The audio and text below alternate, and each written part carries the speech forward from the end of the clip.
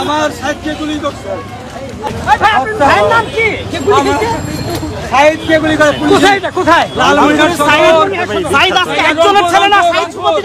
বাবার সন্তান, সাইদ প্রতিটা মায়ের সন্তান। আপনি প্রশ্ন করতেছেন সে আপনার কি হয়? সে আমার ভাই, সে আমার বোন, তাকে মারা হয়েছে।